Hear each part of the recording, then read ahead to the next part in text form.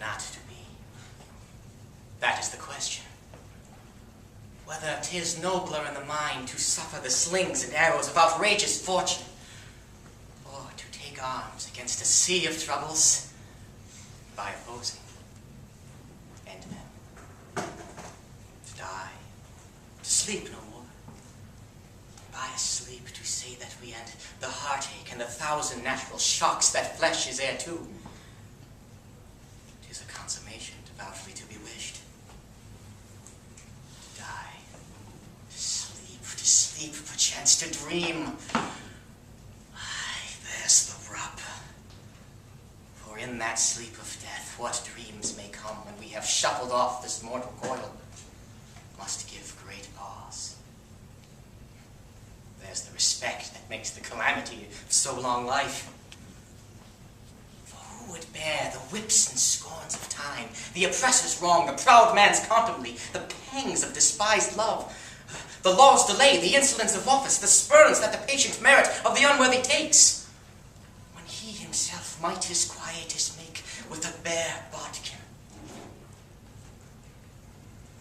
Who would vartles bear, to grunt and sweat under a weary life? But that the dread of something after death, the undiscovered country, from whose bourne no traveller returns, puzzles the will, and makes us rather bear those ills we have than fly to others that we know not of. Thus conscience does make cowards of us all. And thus the native hue of resolution is sickled o'er with the pale cast of thought, and enterprises of great pitch and moment.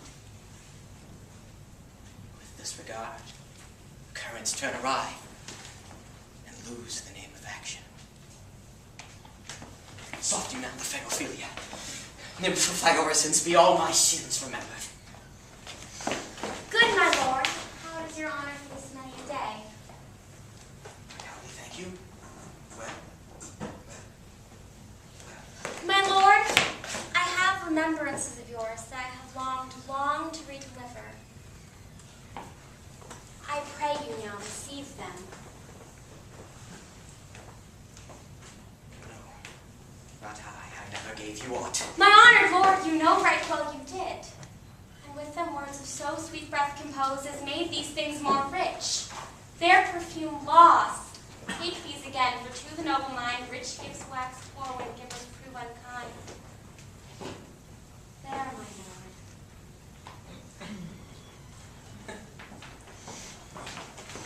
Are you honest? My lord? Are you fair? What means your lordship? That if you be fair and honest, your honesty should admit no discourse to your beauty. Could beauty, my lord, have better commerce than with honesty? Aye, truly.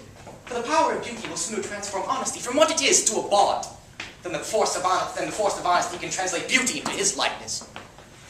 This was sometime a paradox, but the time gives it proof.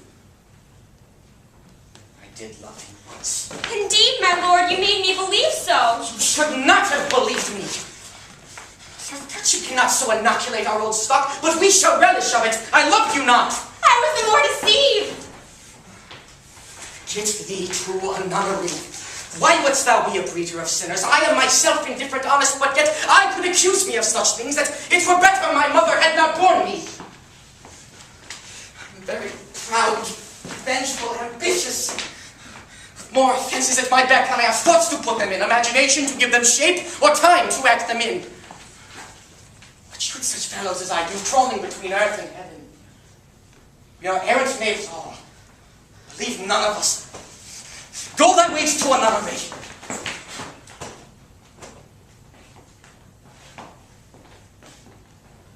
Where's your father?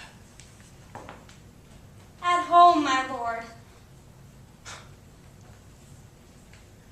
And may the doors be shut upon him so that he may play the fool nowhere but in his own house. Farewell. Oh, help me, sweet heaven! If thou dost marry, I give thee this plague for thy dowry. Be thou as chaste as ice, as pure as snow, thou shalt not escape calumny. Get thee to a nunnery. Go, farewell. Oh, if thou wilt needs marry a fool, for wise men know well enough what monsters you make of them. To a nunnery, and quickly too, farewell. Heavenly powers, restore him! I hath heard of your paintings well enough.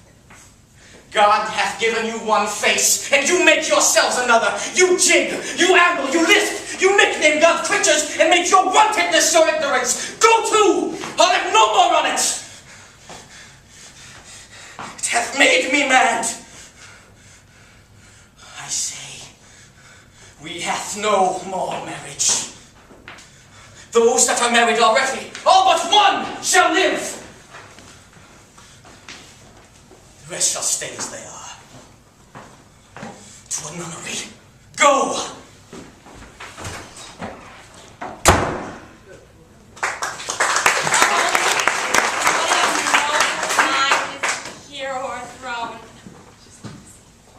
Courtiers, soldiers, scholars, eye, tongue, sword, the expectancy and rose of the fair state, the glass of fashion and the mold of form, the observed of all observers quite down, and I of ladies most dejected and wretched that sucked the honey of his music bells.